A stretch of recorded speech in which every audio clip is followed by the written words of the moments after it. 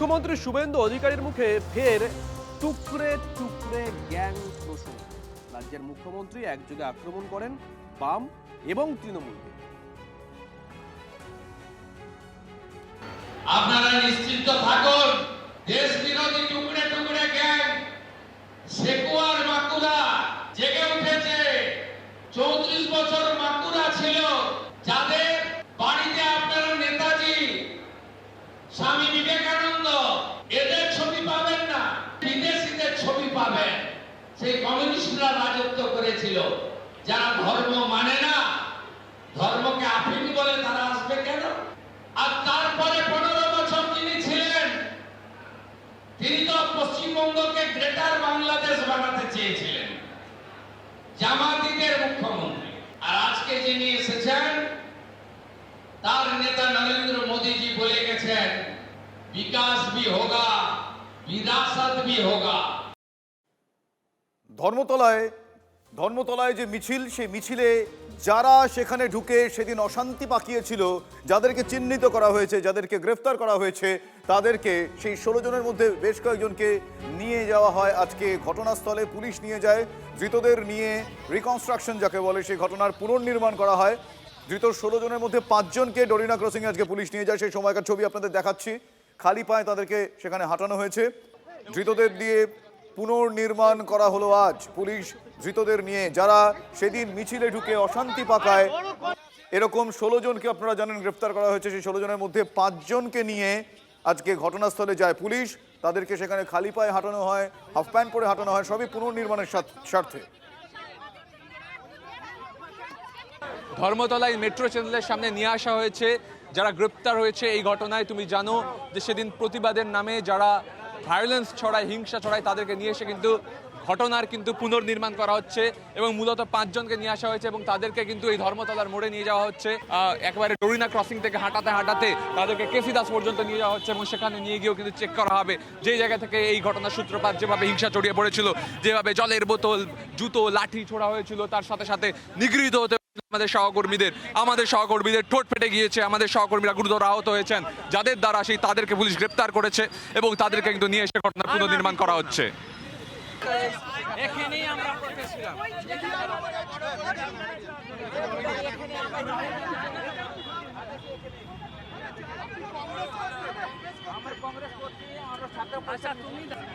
একেবারে যে যারা সেদিন সাংবাদিক নিগ্রহের ঘটনায় গ্রেপ্তার হয়েছে, যেখান থেকে প্রোটেস্ট সাইট ছিল সেখানে তাদেরকে নিয়ে আসা হচ্ছে এবং হচ্ছে যে কিভাবে এই ঘটনার পুনর্নির্মাণ পুলিশ করছে এবং এবং তারা কিন্তু তাদেরকে জিজ্ঞাসাবাদ করছে। এখানে নিয়ে এসে ঘটনার রিকনস্ট্রাকশন করা হচ্ছে, যা তদন্তের ক্ষেত্রে খুব গুরুত্বপূর্ণ। মিডিয়াকে মারলেন কেন? লোকগুলোকে মারলেন কেন? এখানে কোনো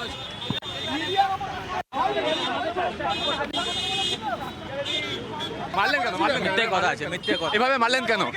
কতজন হাসপাতালে ভর্তি বলুন তো? এটা উচিত হয়েছে বলুন তো? এটা উচিত হয়েছে? এভাবে মারাটা উচিত? এভাবে মারাটা উচিত? মারবেন তা বলে? দেখো, এভাবেই কিন্তু সাংবাদিক নিগ্রহ, প্রতিবাদের নামে গুন্ডামি করে কিছুজন এবং তাদেরকে নিয়ে এসে কিন্তু ঘটনার পুনর্নির্মাণ করছে পুলিশ এবং তাদেরকে কিন্তু ধর্মতলার মোড়ে এভাবেই কিন্তু তাদেরকে নিয়ে পুনর্নির্মাণ করা হচ্ছে। এভাবেই কিন্তু তাদের নির্দিষ্ট জায়গায় নিয়ে গিয়ে বয়ান নেওয়া হলো, তথ্য নেওয়া হলো এবং এভাবেই কিন্তু পুনর্নির্মাণ করা হচ্ছে।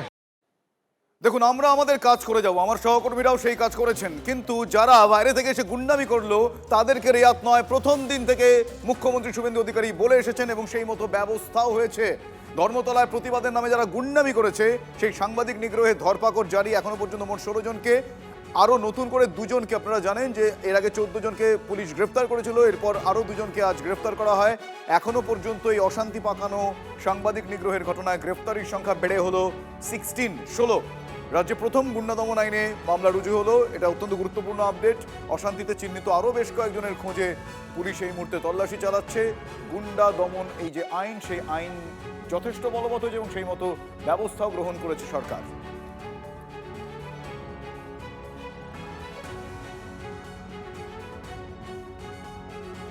এদিকে সাংবাদিকদের উপর হামলা নিয়ে ফের মুখ খুললেন মুখ্যমন্ত্রী শুভেন্দু অধিকারী। এর আগে একাধিকবার খুলেছেন, আজকেও তিনি মুখ খুলেছেন।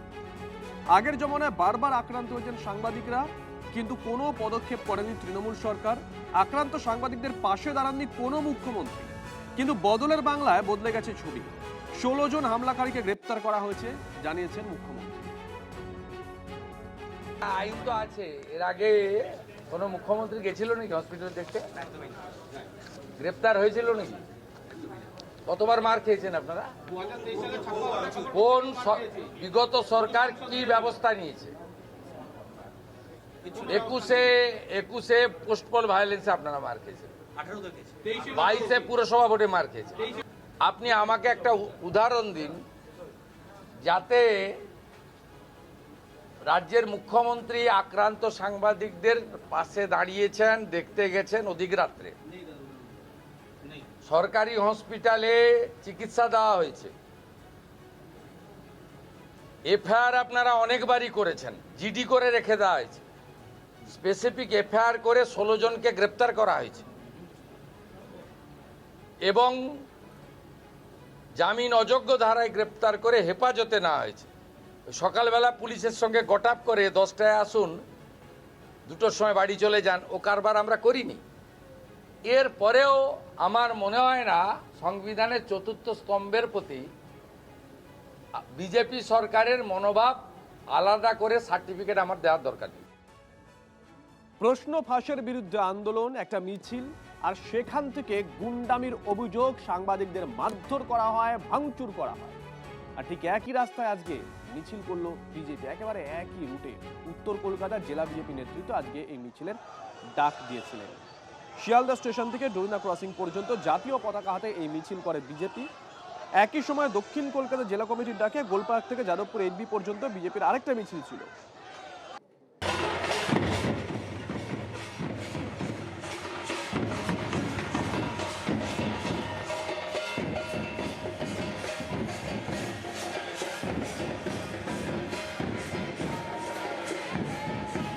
আরশোলা ট্রিটমেন্ট একটাই, যারা আরশোলা পার্টি বলে নিজেদের পরিচয় দিচ্ছে, নামটা বদলাক, তাদেরও তো এটা অমর্যাদা হচ্ছে।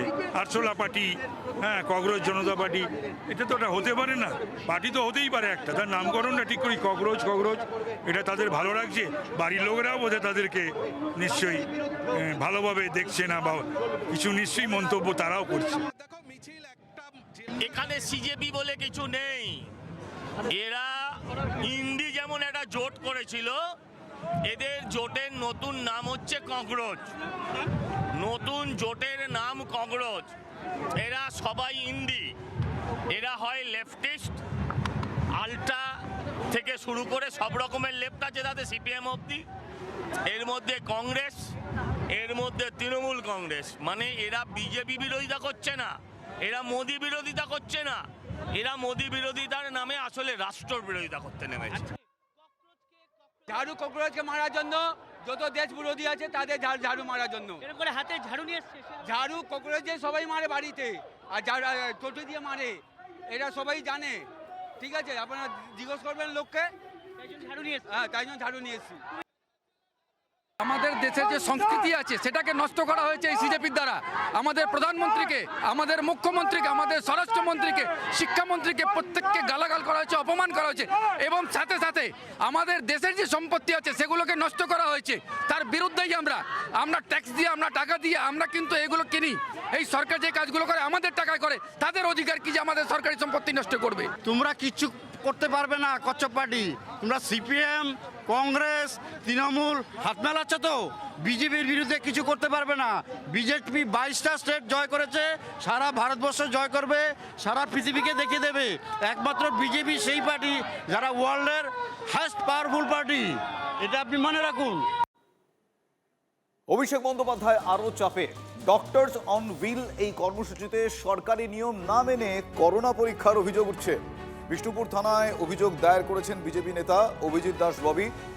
অভিযোগ 2022 সালের 12ই জানুয়ারি ডায়মন্ড হারবারে ডক্টরস অন হুইল এই কর্মসূচিতে একদিনে 53,000 মানুষের করোনা পরীক্ষা যথাযথ সরকারি নিয়ম মেনে করা হয়নি। কর্মসূচির অর্থের উৎস নিয়েও প্রশ্ন তুলেছেন অভিযোগকারী। অভিষেক বন্দ্যোপাধ্যায় তৎকালীন এসপি এবং ডিএম সহ 25 জনের বিরুদ্ধে লিখিত অভিযোগ দায়ের করেছেন।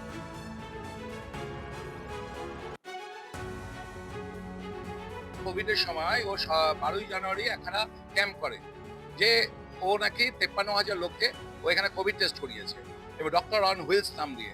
এবং সেখানটা আমি ইনভেস্টিগেশন করে জানতে পারি যে যখন সারা ওয়েস্ট বেঙ্গলে যখন 58,000 থেকে 60,000-এর মতন অ্যাভারেজ ছিল কোভিড টেস্ট পার ডেতে, সেখানে একটা জেলাতে একটা লোকসভার ক্ষেত্রে ও 53,000 নাকি টেস্ট করেছে।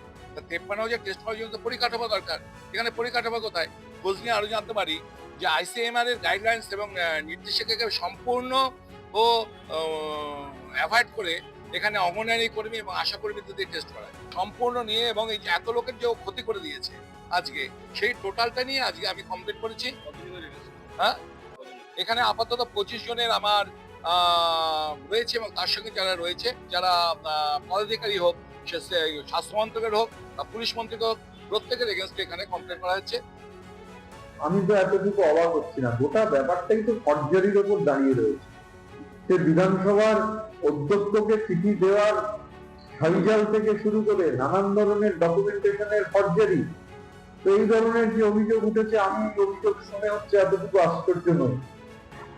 যদি সঠিকভাবে তদন্ত হয়, যদি তদন্ত ঠিক পথে এগোয়, তাহলে নানান ধরনের বিষয় আরো সামনে আসবে। প্যান্ডোরাস বক্সটা ওপেন হয়েছে। সরকারি সেটআপকে ব্যবহার করে এই ধরনের কাজ করা যায় কিনা? পশ্চিমবঙ্গে তো 42 জন লোকসভার এমপি, তাহলে এই ফেসিলিটি শুধু কি একজনকে দেওয়া হয়েছিল? এটাও তৎকালীন রাজ্য সরকারের যিনি প্রধান, তাকে বলতে হবে, তিনি স্বাস্থ্যমন্ত্রীও ছিলেন বটে। অভিষেক বন্দ্যোপাধ্যায়ের চাপ আরও বাড়ল। ডক্টরস অন হুইল কর্মসূচিতে সরকার নিয়ম না মেনে করোনা পরীক্ষার অভিযোগ উঠছে। বিষ্ণুপুর থানায় অভিযোগ দায়ের করেছেন বিজেপি নেতা অভিজিৎ দাস ববি। অভিযোগ 2022 সালের 12ই জানুয়ারি ডায়মন্ড হারবারে ডক্টরস অন হুইল কর্মসূচিতে একদিনে 53,000 মানুষের করোনা পরীক্ষা যথাযথ সরকারি নিয়ম মেনে হয়নি। অভিযোগ এমনটাই। আর এবার আপনাদেরকে একটা ছবি দেখাবো, একটা ভাইরাল ভিডিও। তৃণমূল নেতা বান্ডিল বান্ডিল টাকা নিচ্ছে, ছবিটা দেখুন, তারপরে এনার পরিচয়টা আমি দিচ্ছি। বসিরহাট পুরসভার 7 নম্বর ওয়ার্ডের কাউন্সিলর কৌশিক দত্ত, তারই ভিডিও যেটা ভাইরাল হয়েছে। ভিডিও দেখা যাচ্ছে এক ব্যক্তির কাছ থেকে মোটা টাকা গুনে নিচ্ছেন তৃণমূল নেতা।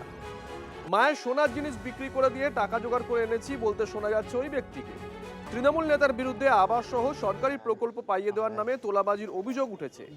পালাবদলের পর থেকে বেপাত্তা অভিযুক্ত তৃণমূল নেতা। এর মধ্যেই ভাইরাল ভিডিও ঘিরে এলাকায় তুমুল শোরগোল। প্রশাসন দ্রুত তদন্ত করে ব্যবস্থা নিক দাবি করছেন এলাকাবাসী।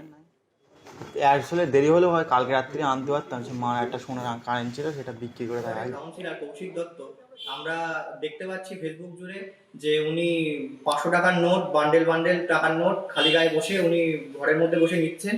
এবং শুধু তাই নয়, আমাদের ওয়ার্ডে যে গরিব মানুষগুলো আছে তাদের কাছ থেকে 10, 20 এমনকি 50,000 টাকা পর্যন্ত তিনি তাদের কাছ থেকে নিয়েছে, তাদের ঘর পাইয়ে দেওয়ার নাম করে। আমাদের ওয়ার্ডে কোনো জমি সংক্রান্ত সমস্যা হলে তিনি সেই সমস্যা মেটানোর নাম করেও প্রচুর মানুষের কাছ থেকে অনেক টাকা লুট করেছে।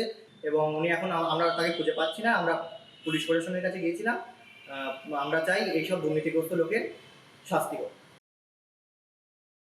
তৃণমূলের কাউন্সিলর মানেই চোর, তৃণমূলের কাউন্সিলর মানেই তোলাবাজ। এই বান্ডিল বান্ডিল টাকা আমরা আগেও দেখেছি বিভিন্ন সময়ে এনারা নিচ্ছেন। আবাস যোজনা থেকে শুরু করে বিভিন্ন সরকারি প্রকল্পের যে দুর্নীতি, সেই দুর্নীতি একেবারে সামনে এসে গেছে।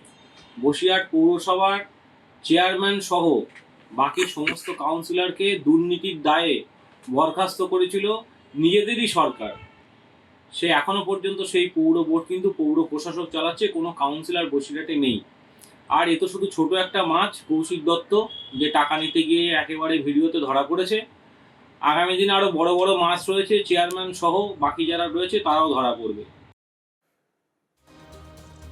এক প্রকার রক্ষা কবচ পেলেন তৃণমূল কংগ্রেসের প্রাক্তন বিধায়ক অতীন ঘোষ। জমি বাড়ি দখল মামলায় আগাম জামিন চেয়ে তিনি কলকাতা হাইকোর্টে দ্বারস্থ হয়েছিলেন।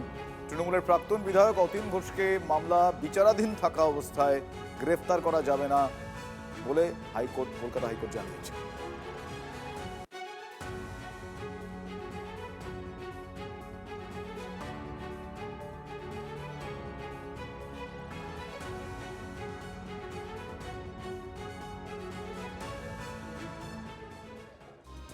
আর এদিকে পুলিশের ভূমিকা নিয়ে প্রশ্ন তুলল হাইকোর্ট। ডিটেলে বলি ঠিক কি ঘটেছে। রক্ষা কবচ শেষের একদিনের মধ্যে গ্রেপ্তার করা হচ্ছে, কেন এমন হচ্ছে? পুলিশ কি আদালতের ওপর কোনো আস্থা রাখতে পারছে না? প্রশ্ন বিচারপতি তীর্থঙ্কর ঘোষের। বিচারাধীন মামলা বা অন্তর্বর্তী নির্দেশ থাকলে যাতে কড়া পদক্ষেপ না করা হয় পুলিশকে তা নিশ্চিত করতে বলা হবে, বিচারপতিকে জানান রাজ্যের আইনজীবী। পুলিশের ভূমিকা নিয়ে প্রশ্ন তুলল হাইকোর্ট। রক্ষা কবচ শেষের একদিনের মধ্যে গ্রেপ্তার করা হচ্ছে, এমনটা কেন হচ্ছে? পুলিশ কি আদালতের ওপর আস্থা রাখতে পারছে না? প্রশ্ন বিচারপতি তীর্থঙ্কর ঘোষের। বিচারাধীন মামলা বা অন্তর্বর্তী নির্দেশ থাকলে যাতে কড়া পদক্ষেপ না করা হয় পুলিশকে তা নিশ্চিত করতে বলা হবে, বিচারপতিকে জানিয়েছেন রাজ্যের আইনজীবী।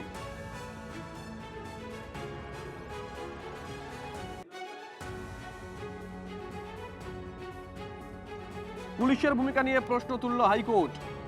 রক্ষা কবচ শেষের একদিনের মধ্যে গ্রেপ্তার করা হচ্ছে, এমনটা কেন হচ্ছে? শ্রাবন্তীর কাছ থেকে ডিটেল নেব। শ্রাবন্তী,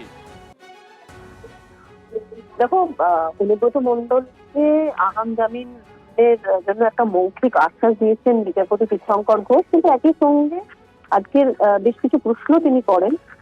পুলিশের ক্ষেত্রে তার বক্তব্য যে পুলিশকে দেখা যাচ্ছে যে এই ধরনের যখন মামলা পেন্ডিং রয়েছে, বিচারাধীন রয়েছে, সেই সময় হঠাৎ করে পুলিশ তার পরের দিনই সেই আসামির বাড়িতে, অভিযুক্তের বাড়িতে যাচ্ছে এবং তাকে গ্রেফতার করা হচ্ছে। এই ধরনের আচরণ কেন? তাহলে কি কোথাও গিয়ে আদালতের উপরে ভরসা নিয়ে পড়েছে?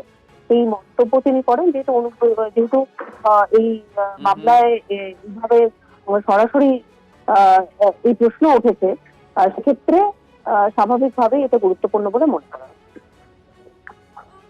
ধন্যবাদ। দক্ষিণ কলকাতার মুকুন্দপুর এলাকায় শান্তি পার্কে বুলডোজার দিয়ে একটা বেআইনি নির্মাণ গুড়িয়ে দেওয়া হয়েছে। সরকারি জলাশয় বুঝিয়ে রেস্তোরাঁ গুদামঘর তৈরির অভিযোগ। হাইকোর্টের নির্দেশে দুবার নোটিশ আসে সেখানে, কিন্তু নির্মাণ না সরানোয় অ্যাকশনে এবার প্রশাসন। সেই ছবি আপনাদের দেখাচ্ছি। বেআইনি নির্মাণে ভাঙতে সেখানে বুলডোজার চলে। আটঘরা শান্তি পার্ক, এই এলাকাতেই চললো আবার বুলডোজার। দেখা যাচ্ছে যে ইতিমধ্যেই যে রেস্তোরাঁ ছিল সেই রেস্তোরাঁ সহ বেশ কিছু গুদামঘর ছিল, সেগুলো ভাঙা হয়েছে। হাইকোর্টের নির্দেশ ছিল, সেই নির্দেশের পরই মূলত ভাঙা হয়। এবং এইখানে যারা স্থানীয়রা তারা বলছেন খুব স্বাভাবিকভাবেই যারা এই জমি কিনেছিলেন তারা তখন জানতেন না এটা জলা জমি, কিন্তু বর্তমানে যেহেতু ভাঙা হচ্ছে তারা জানতে পেরেছেন জলা জমি। তাই সেই জায়গা থেকে তারা বলছে আগের সরকারের আমলে তারা কিনেছেন, এই জমিকে পয়সা দিয়ে কিনেছেন, তখন জলা জমি থাকলে কেন বলা হয়নি। আর সব মিলে কিন্তু এই জায়গায় যেহেতু এটি রেস্তোরাঁ ছিল এবং লাগোয়া বেশ কিছু বাড়ি রয়েছে, সেই নিয়েও কিন্তু যথেষ্ট আতঙ্কিত স্থানীয় বাসিন্দারা। তারা মনে করছেন যে রেস্তোরাঁর পরে যদি তাদের বাড়ি ভাঙা হয় সেক্ষেত্রে তারা কি করবেন। যদিও তৃণমূল আমলে পুকুর বুঝিয়ে একেবারে বহুতল হয়েছে, সেই জন্যই ভাঙা হচ্ছে এবং বুলডোজার চলছে এলাকায়। ক্যামেরা সুদেবের সঙ্গে সুশোভন, TV9 বাংলা। এখনই কেস দিচ্ছে যেটা ওয়েটল্যান্ড, জলাভূমি, কিন্তু স্যার এটা তো আমরা জানতাম না যেটা জলাভূমি, তাহলে আমরা কেউ কিনতাম না। শুধু আজকের উনি রেস্টুরেন্ট করেছে বলে আজকের ওনারটা ভাঙা হচ্ছে, কিন্তু আরও তো আমরা এখানে ছোটোখাটো কষ্ট করে 1 কাঠা 2 কাঠা জমি কিনেছি, সবাই ঘর করেছি, ঘর করে বাচ্চা কাচ্চা নিয়ে সবাই বসবাস করছি। কিন্তু এই যে ওয়েটল্যান্ড এটা তো আমরা জানতাম না, আমরা কেনার পরে এখনই শুনলাম। যেহেতু আমাদের এটা মিউটেশন করা, তাহলে তো থানা মানে কোর্ট থেকে আমাদের আটকাতে পারতো যেটা ওয়েটল্যান্ডের উপর তোমরা কোনো বাড়ি করতে পারবে না।